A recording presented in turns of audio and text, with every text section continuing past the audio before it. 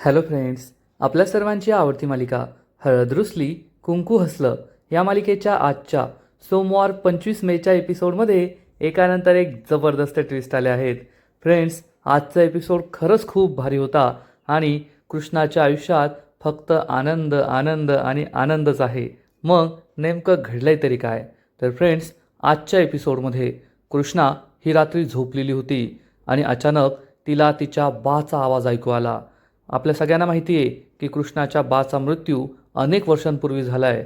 मग कृष्णाच्या बाने तिला कसा आवाज दिला, मग कृष्णाच्या बाचं भूत आलं की काय, हे तर तुम्हाला नंतरच कळेल. त्यासाठी व्हिडिओ शेवटपर्यंत पाहावा लागेल. पण कृष्णाच्या बाने चमत्कार केला आहे. कृष्णाची जी विहीर तिच्या शेतात आहे त्या विहिरीला पाणी लागलं आहे. म्हणजे आता लवकरच कृष्णाची सगळी स्वप्न पूर्ण होणार आहे. मग हे सगळं नेमकं घडलं तरी कसं आणि खरंच कृष्णाच्या बाचं भूत आलं की काय, हे जाणून घेण्यासाठी हा व्हिडिओ शेवटपर्यंत नक्की पहा.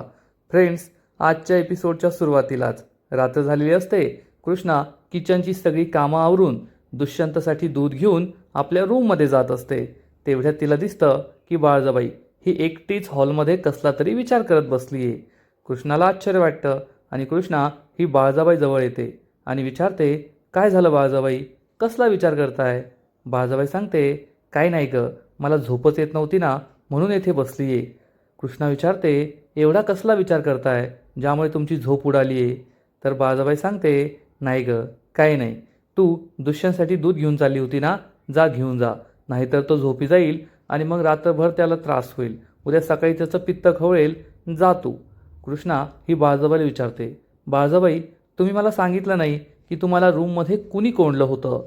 बाळजाबाई क्षणभर विचार करते आणि कृष्णाला म्हणते, कृष्णे जाऊ दे ना, वेळ आली की मी तुला नक्की सांगेल. कृष्णा विचारते, वेळ आली म्हणजे? बाळजाबाई तिला म्हणते, कृष्णा आजचा दिवस तुझ्यासाठी माझ्यासाठी खूप खास आहे. खूप छान गेला आहे आजचा दिवस. सगळं चांगलं झालं आहे. मी गावकऱ्यांचं भलं केलं आहे. एका मोठ्या पापातून माझी सुटका झाली आहे. उगाच वाईट गोष्टींचा मला विचार करायचा नाही आहे. जे चांगलं घडलं फक्त त्याचाच विचार करायचा आहे. जा तू रूममध्ये, दुष्यंत तुझी वाट पाहत असेल. कृष्णा म्हणते, ठीक आहे, आणि ती आपल्या रूममध्ये दूध घेऊन निघून जाते. बाळजाबाई कसला तरी विचार करत असते. फ्रेंड्स, ही बदललेली बाळजाबाई आहे ना, खरंच खूप छान आहे आणि तिला पाहायला, तिची ॲक्टिंग पाहायला, तिचं वागणं पाहायला खूप मजा येते. इकडे दुष्यंत हा त्याच्या रूममध्ये काम करत असतो. कोणाला तरी फोन करून प्रेझेंटेशनबद्दल सांगत असतो की फॉलोअप घ्या, असं करा तसं करा, आणि तेवढ्यात कृष्णा त्याच्यासाठी दूध घेऊन येते. दुष्यंतचा कॉल संपतो आणि कृष्णा ही दुष्यंतला म्हणते, दुष्यंत सरकार, आज जे काही झालंय ना, त्यानंतर माझा बाळजाबाईवर विश्वास बसलाय. हे ऐकून दुष्यंतला जबर धक्काच बसतो, तरी तो काही बोलत नाही. आणि कृष्णा म्हणते, आणि आज मी तुम्हाला जे सांगितलं होतं ना की कुणीतरी बाळजाबाईला रूममध्ये डांबून ठेवलं होतं, ते सुद्धा खरं आहे. मी बाळजाबाईला विचारलं कुणी डांबून ठेवलं, तर त्यांनी मला काही सांगितलं नाही. म्हणे योग्य वेळ आल्यावर सांगेल. दुष्यंत खूप चिडतो आणि म्हणतो, वा कृष्णा वा, तुझा त्या बाळजाबाईवर विश्वास बसलाय.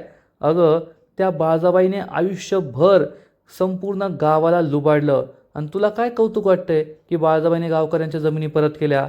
अगं, त्यांनी स्वतःच लुबाडल्या होत्या ना, मग परत केल्या. त्यात काय मोठं पुण्याचं काम केलंय?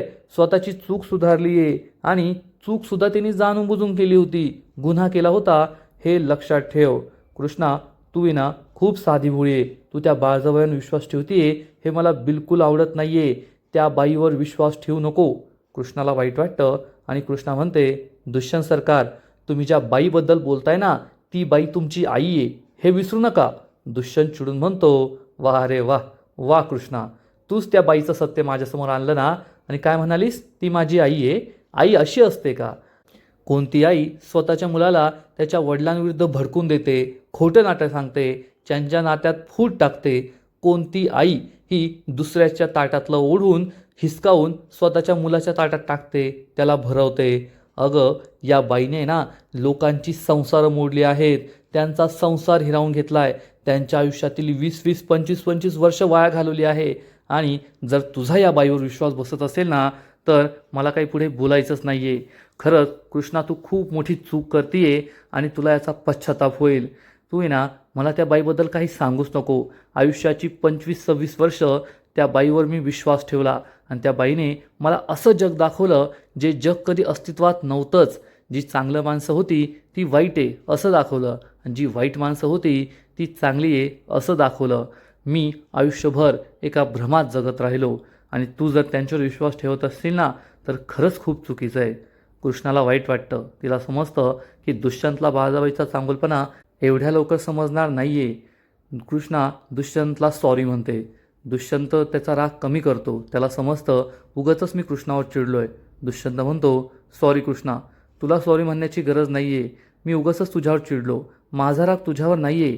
माझा राग त्या बळजाबाईवर आहे आणि मला तुझी काळजी वाटते गं, कारण तू खूप साधी भोळी आहे आणि तू कसं विसरू शकते की त्या बळजाबाईने अनेकदा तुझा जीव घेण्याचा प्रयत्न केला आहे आणि आज तू त्याच बळजाबाईवर विश्वास ठेवतीये. त्यामुळे मला तुझी भीती वाटतेय की ती कधी तुझा विश्वासघात करेल हेच सांगता येत नाही. कृष्णा म्हणते, जाऊ द्या दुष्यंत सरकार, आपण तो विषय ना बाजूला ठेवूया. आजचा दिवस माझ्यासाठी खूप आनंदाचा आहे. आज मी माझ्या बाचं स्वप्न पूर्ण केलं. माझ्या बाचं कर्ज फेडलं. माझ्या बाची जमीन परत मिळवली. आज माझा बा जेथे कुठे असेल ना तो खूप खुश असेल, आनंदाने नाचत असेल. दुष्यंतला सुद्धा हे समजतं. दुष्यंत म्हणतो, कृष्णा मला खरंच माफ कर.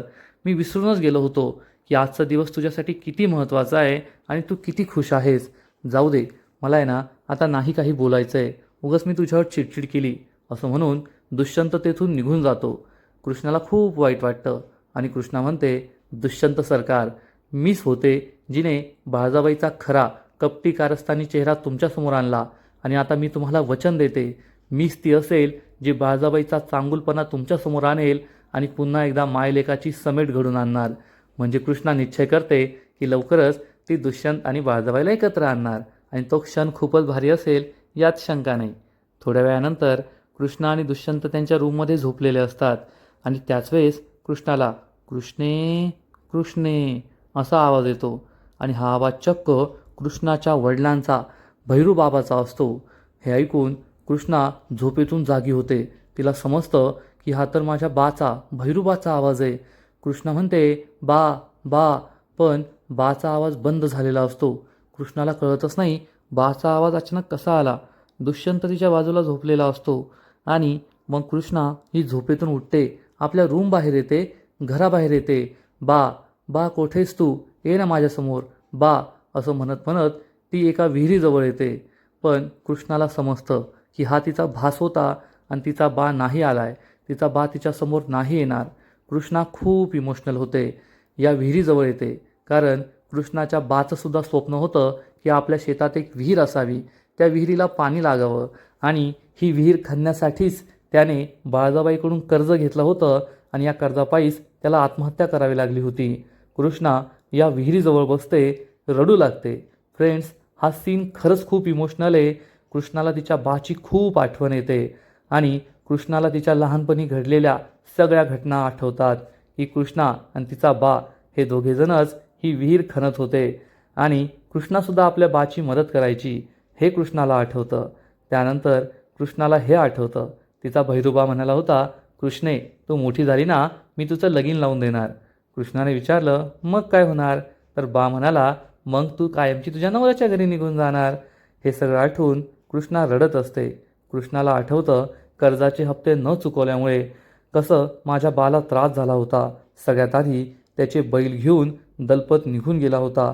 माझा बा त्याच्या हातापाय जोडत होता पण दलपतने ऐकलं नाही आणि मग कर्जाचे हप्ते न दिल्यामुळे माझ्या बाची गावातून धिंड काढली होती. गळ्यात चपलांचा हार, तोंडाला खाळ फासून वाजत गाजत त्याची धिंड काढली होती. दलपतच होता तो. हे सगळं कृष्णाला आठवतं. तेव्हा कृष्णा किती रडत होती पण दलपतने तिला दूर ढकललं होतं हे सगळं कृष्णाला आठवतं.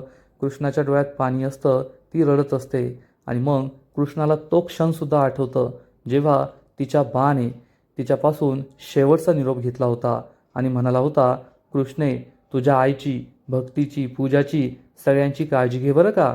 कृष्णा विचारते, काय झालं बा? तर बा तिला सांगतो, अगं काही नाही, आज आहे ना मी तुला असा झोका बांधून देणार आहे जो झोका एका क्षणात मला आभाळाच्या पलीकडे घेऊन जाईल आणि एका क्षणात तुला मोठं करेल. तेव्हा छोट्याशा कृष्णाला या गोष्टीचा अर्थ कळालाच नव्हता आणि आज खरंच तिचा बा तिच्या आयुष्यात नव्हता. हे सगळं आठवून कृष्णा ढसाढसा रडू लागते. कृष्णाला खूप वाईट वाटतं. फ्रेंड्स, हा सीन खरंच खूप इमोशनल आहे. तुमच्याही डोळ्यात पाणी येईल यात शंका नाही. कृष्णा तिच्या बाची आठवण काढत असते, जो बा आज तिच्याजवळ नाही आहे. आणि तेवढ्यात कृष्णाला दुष्यंतचा आवाज येतो. कृष्णा, कृष्णा. कृष्णा आजूबाजूला पाहते आणि कृष्णा ही झोपेतून जागी होते. म्हणजे कृष्णाला जो बाचा आवाज आला होता, कृष्णा जी घराबाहेर गेली, शेताजवळ तेथे विहिरीजवळ जाऊन बसली, हे सगळं कृष्णाचं स्वप्न होतं. कृष्णा खडबडून जागी होते आणि विचारते, दुष्यंत सरकार तुम्ही येथे? तर दुष्यंत खूप खुश असतो आणि सांगतो, कृष्णा तुझ्या विहिरीला पाणी लागलंय. कृष्णाला क्षणभर काही कळतच नाही. कृष्णा विचारते, काय? दुष्यंत सांगतो, अगं आत्ताच भक्तीचा कॉल आला होता. तुझ्या शेतातली जी विहीर आहे ना, त्या विहिरीला पाणी लागलंय. कृष्णाचा विश्वासच बसत नाही. कृष्णा ही लगेच शेताकडे धावते आणि इकडे कृष्णाच्या शेतात असलेल्या विहिरीला खरंच पाणी लागलेलं असतं. भक्ती, बंब्या, गावकरी सगळे तेथे जमलेले असतात आणि भक्ती, बंब्या खूप खुश असतात. तेवढ्यात कृष्णा आणि दुष्यंत तेथे पोहोचतात. कृष्णा धावत पळत विहिरीजवळ येते आणि विहिरीत डोकावून पाहते, तर विहिरीला खरंच पाणी लागलेलं असतं. त्यामुळे कृष्णाला खूप आनंद होतो, पण तिच्या डोळ्यातून आनंदाश्रू वाहत असतात. कृष्णाचा विश्वासच बसत नाही की तिच्या बाचं आणखीन एक स्वप्न पूर्ण झालंय. जमीन कर्जमुक्त झाल्यानंतर शेतातील विहिरीला सुद्धा पाणी लागलंय. कृष्णा ही भक्तीला म्हणते, भक्ते आपल्या विहिरीला पाणी लागलं, आपल्या विहिरीला पाणी लागलं. भक्ती आणि कृष्णा एकमेकींना घट्ट मिठी मारतात. दोघींच्या डोळ्यात सुद्धा आनंदाश्रू असतात. दोघी खूप खुश असतात आणि भक्ती कृष्णाला म्हणते, कृष्णे शेवटी तू आपल्या बाचं स्वप्न पूर्ण करून दाखवलं. आपल्या बाची दोनच स्वप्न होती, एक तर जमीन ही कर्जमुक्त व्हावी आणि दुसरं म्हणजे आपल्या शेतात विहीर असावी, त्या विहिरीला पाणी असावं. आज तू तुझ्या मेहनतीने ही दोन्ही स्वप्न पूर्ण केली आहे. आज बा जेथे कुठे असेल ना, खरंच खूप खुश असेल. बाला तुझा खूप अभिमान वाटत असेल. कृष्णा रडत असते आणि आभाळाकडे पाहून म्हणते, बा पाहिलं का आपल्या विहिरीला पाणी लागले, आपल्या विहिरीला पाणी लागले. कृष्णाचा आनंद गगनात मावत नसतो. कृष्णा ही दुष्यंत जवळ येते आणि म्हणते, दुष्यंत सरकार हे सगळं तुमच्यामुळे झालंय. तुम्ही माझ्यावर जो विश्वास ठेवला, मला जी खंबीर साथ दिली ना, त्यामुळे हे शक्य झालंय. तर दुष्यंत म्हणतो, अगं कृष्णा हे काय बोलतीयेस, यात माझा काहीच वाटा नाहीये. तर हे सगळं तुझ्या मेहनतीचं, तुझ्या चांगल्या कर्मांचं फळ आहे. मागील अनेक वर्ष तू जे चांगले कर्म केले आहेत, गावकऱ्यांना मदत केली आहे ना, त्याचं फळ तुला मिळतंय. त्यामुळेच आज विहिरीला पाणी लागलंय. बंब्या म्हणतो, वय कृष्णे दाजी खरं बोलताय. कृष्णा आणि दुष्यंत खूप खुश असतात, पण कृष्णाच्या डोळ्यातून आनंदाश्रू वाहत असतात. कृष्णा रडत असते. दुष्यंत तिला जवळ घेतो, सावरतो. गावातील लोकांना सुद्धा खूप आनंद झालेला असतो, कारण सगळ्यांनीच कृष्णा या शेतासाठी किती झटली आहे ते पाहिलंय. या विहिरीसाठी तिने किती मेहनत केली आहे हे सगळ्यांना माहीत असतं. भक्ती, बंब्या, गावकरी सगळे खूप खुश असतात. दुष्यंत कृष्णाला शांत करतो आणि इकडे बाळजाबाईच्या घरी आढळराव आणि अनुसूया दोघे मस्त गप्पा मारत असतात आणि आढळराव अनुसूयाला म्हणतात, अनुसूये ऐकलंस का, कृष्णाच्या शेतातील विहिरीला पाणी लागलंय. खरंच कृष्णाच्या चांगुलपणाचं, चांगल्या कर्माचं हे फळ आहे. आणि फक्त त्या विहिरीचंच नाही, तर बाळजाबाईसुद्धा सुधारली आहे. काल सगळ्या जमिनी तिने गावकऱ्यांना परत केल्या. मला तर असं वाटतंय की वाण नाही तर गुण लागलाय. बाळजाबाईसुद्धा सुधारली आहे असं वाटू लागलंय. हे ऐकून अनुसूयाला खूप राग येतो की आढळराव सुद्धा त्या बाळजाबाईवर विश्वास ठेवताय, तिच्या चांगुलपणाचं कौतुक करताय. आणि मग आढळराव देवी आईला प्रार्थना करतात, कृष्णाच्या आयुष्यात अशी सुख आनंद नेहमी येत राहू दे. त्यामुळे अनुसूयाचा चांगलाच जळफळाट होतो. आणि इकडे पूजा तोंड वेडंवाकडं करून सेल्फी काढत असते. 1 सेल्फी, 2 सेल्फी, 4 सेल्फी. सावित्री हे पाहते आणि म्हणते, अगं पिला हे काय करतेस ग तू, रात्रंदिवस फक्त तोंड वेडवाकडं करायचं आणि हे फोटो काढत बसायचे, तुला काय तेवढं काम कुणी नेमून दिलंय का. पूजा खूप चिडते. सावित्री म्हणते, अगं काही करणं आयुष्यात. ती झिपरी पाय, ती कृष्णी, संपूर्ण गावात तिची चर्चा आहे. तिने गावात नाव कमावलंय आणि तू काय करती, दिवसभर ती फोटो काढत बसती. पूजा चिडून म्हणते, आय तिचं आणि माझं कंपॅरिझन करू नको. काय केलंय तिने आणि तिची चर्चा व्हायला काय. तर सावित्री सांगते, अगं बाई तिने सगळ्या गावकऱ्यांच्या जमिनी परत केल्या आहे, आपली जमीनसुद्धा सोडवली आहे. तर पूजा म्हणते, कृष्णाने काय नाही केलं आहे, हे सगळं आहे ना बाळजाबाईने केलं आहे. बाळजाबाईने गावकऱ्यांच्या जमिनी परत केल्या आहे. तर सावित्री चिडून म्हणते, तुझी अक्कल आहे ना शेण खायला गेली आहे. पूजा खूप चिडते. सावित्री म्हणते, अगं बाई, ती बाजाबाईसारखी कजा कपटी कारस्थानी बाई चांगुलपणा दाखवतीये, शेतकऱ्यांच्या जमिनी परत करतीये. हे सगळं कुणामुळे झालं? कृष्णामुळे. कृष्णाने तिला हे सगळं करायला सांगितलं आणि तिने ऐकलं. तुला हे कळत नाहीये का? सगळ्या गावात तीच चर्चा आहे. सगळा गाव कृष्णाचा उदो करतोय. हे सगळं कृष्णामुळे झालंय असं म्हणतोय. कृष्णा सगळ्यांसाठी देव झालीये, देव. आणि तू पा काय करत बसलीये. पूजा खूप चिडते आणि म्हणते, आई तू टेन्शन घेऊ नको. एकदा फक्त माझं आणि समरचं लग्न होऊ दे. मग आहे ना त्या कृष्णाला मी तिची लायकी कशी दाखवून देते ना ते तू पाहतच राहा. हे ऐकून सावित्रीला आनंद होतो आणि तेवढ्यात भक्ती तेथे येते. भक्तीला पाहून हे दोघे खूप घाबरतात. त्यांना असं वाटतं समर आणि पूजाचं लग्न होणार आहे. हे भक्तीने ऐकलं की काय आणि आपला सगळा प्लॅन फ्लॉप होतो. पण भक्तीने काही ऐकलेलं नसतं. भक्ती पुढे येते आणि म्हणते, आय पूजे, एक खूप आनंदाची बातमी आहे. सावित्री विचारते, काय? तर भक्ती सांगते, आपल्या शेतातील विहिरीला पाणी लागलंय. हे ऐकून या दोघींना समजतं की भक्तीने आपलं काही ऐकलेलं नाहीये आणि या दोघींना काहीच आनंद होत नाही. तर सावित्री म्हणते, मग काय करू? शेताला पाणी लागलं, विहिरीला पाणी लागलं, नाचू बागडू का त्या विहिरीत उडी घेऊन जीव देऊ त्या पाण्यामध्ये? भक्ती विचारते, आय असं का बोलते का तू? अगं आपल्या शेतातील विहिरीला पाणी लागलंय, आता पीक चांगलं येईल, काही टेन्शन राहणार नाही, तुला आनंद नाही झाला? तर सावित्री म्हणते, नाही झाला, नाही झाला मला आनंद. तुला काय करायचं आहे? तुला झालाय ना आनंद, चल नाच मग, निघ निघ इथून. असं म्हणून ती भक्तीला हाकलून देते.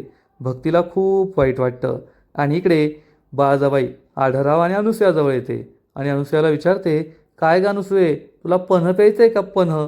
अनुसयाला जबर धक्काच बसतो, कारण काल या अनुसयेनेच पन्ह देऊन बाळाजाबाईला बेशुद्ध केलं होतं. पण आढळरावांना काही कळत नाही.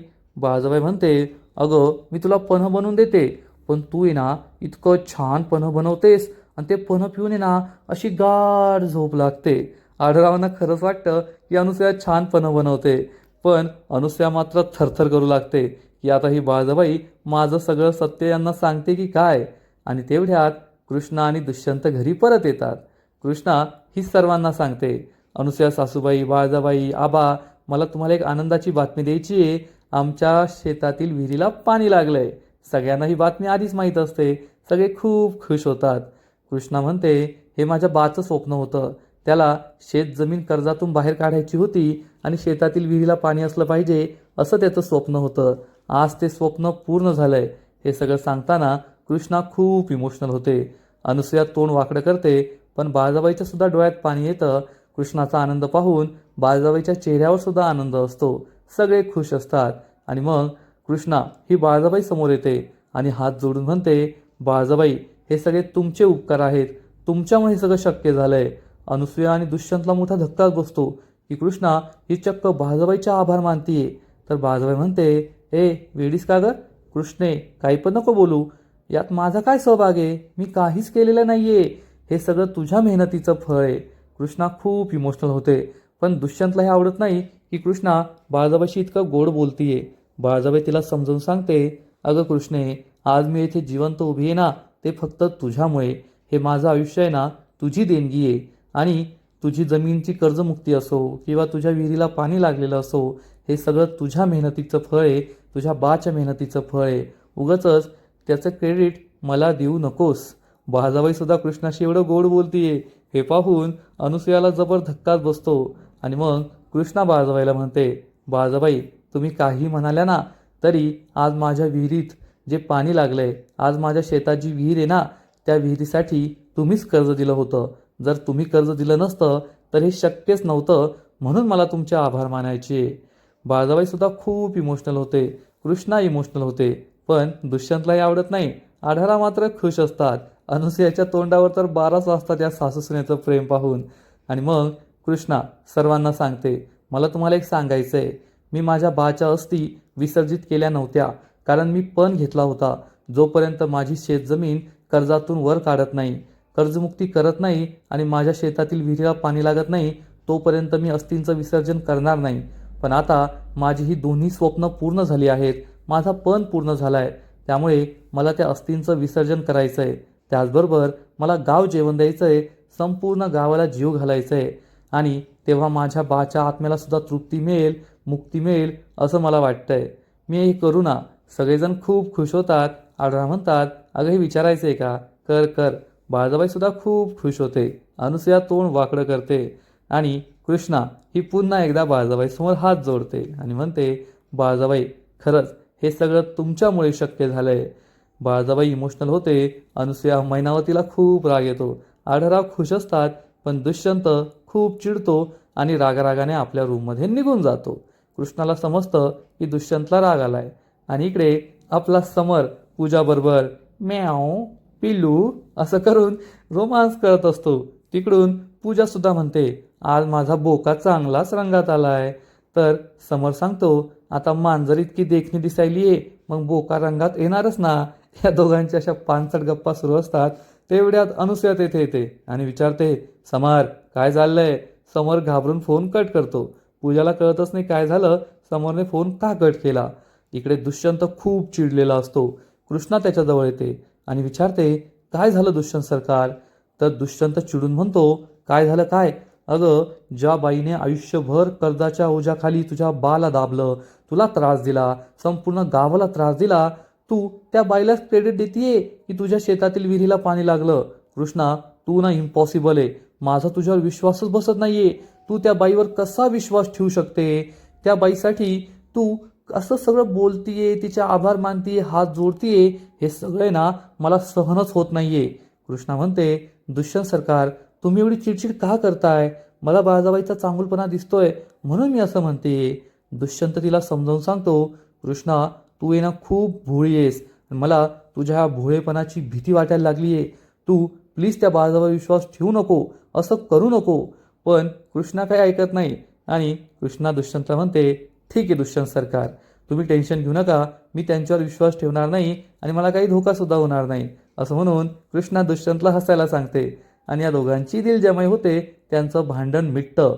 पण मैनावती हे सगळं ऐकते आणि विचार करते, जर कृष्णा आणि बाळजाबाई एकत्र आल्या तर आमचं काय होणार, अशी भीती मैनावतीला वाटते. आणि इकडे अनुसया समरला विचारते, समर कोणाशी बोलत होता? समर घाबरून सांगतो, अगं नाही, मी नव्हतो कोणाशी बोलत आहे. तुला काय वाटलं मी कोणाशी बोलत होतो? नाही आहे, मी कोणाशीच बोलत नव्हतो. मी तर रिया बघत होतो. रिया इतक्या भारी भारी रिया आल्यात.